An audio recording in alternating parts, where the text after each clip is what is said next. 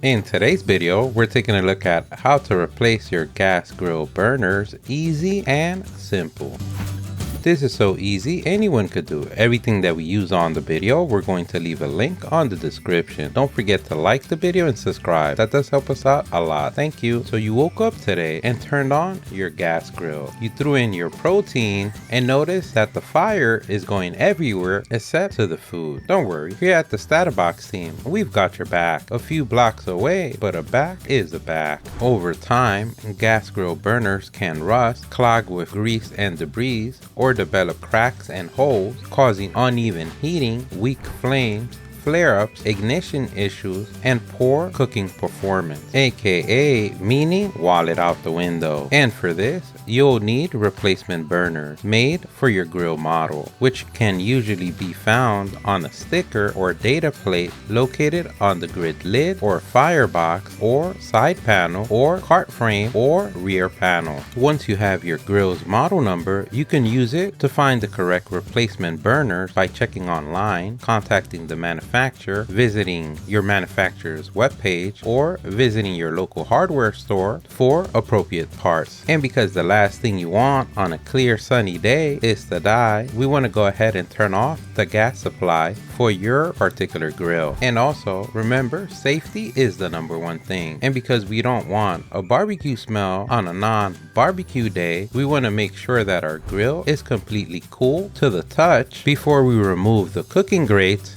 and the heat plates. As you can see in our particular grill, on the burners we have holes, cracks, rust, meaning we want to avoid walking through this corner. Meaning we need to replace the burners. And the first thing that we want to do is locate the screws or clips or cotter pins that are securing our burners to the grill. In this particular case, they are in the back. In your case, you might have in the front or in the back and in the front. No matter which, the technique will be the same. You want to use an appropriate tool to remove the clip or pin, like your beautiful strong Hulk hands, or you can simply use needle nose pliers. In some cases, they may be broken or rusted and may need replacement. We'll show later on the video the new ones that we install. Once we remove the clip, if we take a look at the bottom of the burner closest to us, we're going to see the igniter electrode. In our case, we're also going to replace the igniter electrode, so we're going to leave it connected to the burner. Most replacement burner kits already include the igniter electrode replacement. If you're not replacing the igniter electrode, then you want to go ahead and remove it. In this case, it has screws, so we will use the ancient technique of lefty loosey, righty tighty. If yours are clipped in, then you want to unclip it. If you notice, the igniter electrode has a wire that goes all the way to the igniter ignition module, which is the one that generates the spark to make that gas become fire. And what we basically want to do is follow that wire to the ignition module and carefully disconnect the wire from the module. A pro tip: as an extra precautionary step, you might want to remove the battery from the module. Also, you might notice zip ties holding the wires in place. You might have to cut the zip ties to have an easier working environment and then replace it once reinstalling, avoiding more barbecue smell on a non-barbecue day. If you're not replacing the igniter electrode, you can skip the disconnecting the igniter wire from the ignition module, since you'll only need to remove the electrode from the burner while leaving it installed inside of the grill, waiting for the new burner. But if in your case you're doing just like us and also replacing the igniter, then now you should be able to pull the burner, the igniter electrode, and the igniter wire out with ease. If you want to check out our video on how to replace the igniter module for your gas grill, we also have a video on that. We'll leave a link on the description of the video. And we also have many other gas grill videos, links on the description. Once we have our new burner, we can go ahead and inspect it before installing.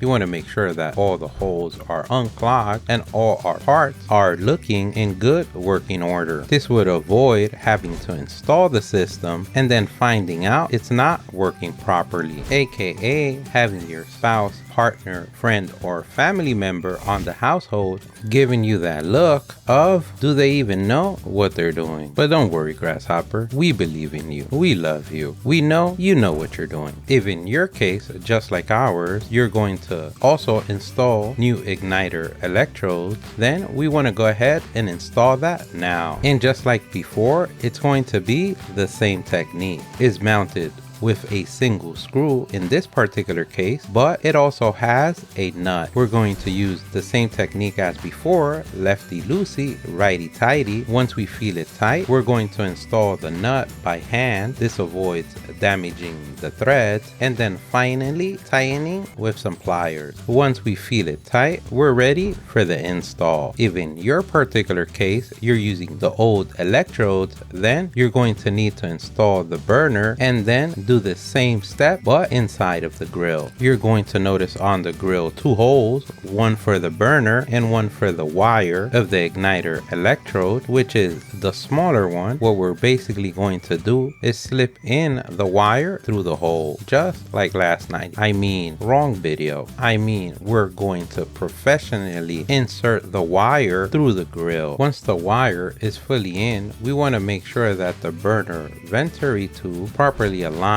with the gas valve orifice during the installation. So once installed, you can go back to the dark side under the grill and verify that it went in. And we know that at these types of things, you are a champ. We believe in you, Grasshopper. Now on the other end, we want to make sure that it secures to the grill with the burner mounting bracket. If you noticed before, our cotter pins were rusted and needed replacement. We got this kit from the interwebs, and remember, everything that we use on this video, we're going to leave a link on the description. And just like before, we're going to reverse engineer our way to glory. We're going to insert our pin and then bend it into place. You can use your beautiful strong hawk hands or needle nose pliers or any tool at your disposal. Now we're going to take our wires and install them on the module. And remember, when organizing them or placing a zip tie, you don't want to place them close to the hot side, but as a pro tip, closer to the front where it's cooler, or exactly in the same place where it was before. When you install the wire to the module, you want to make sure that it is seated securely and all the way in. And we know that at those things, you are a champ. We believe in you, Grasshopper. In our kit, we also got stainless steel heat distribution shields, which we're going to take advantage and replace as well. As you can see, we went from an old grill to a new grill, and now you've done it. You can pat yourself on the back for a job well done. You can reconnect the propane tank or turn the gas supply on and test the burners. Now you become a black belt in grill ignition of your block. Don't forget, if you liked the video, please give us a thumbs up. That really helps. If you have any questions, place them in the comment section below. Either someone on the StatUpBox team or someone on the YouTube community can help you out with an answer. Don't forget to subscribe, follow us on social media. Thank you for watching, and here's a link to our latest video.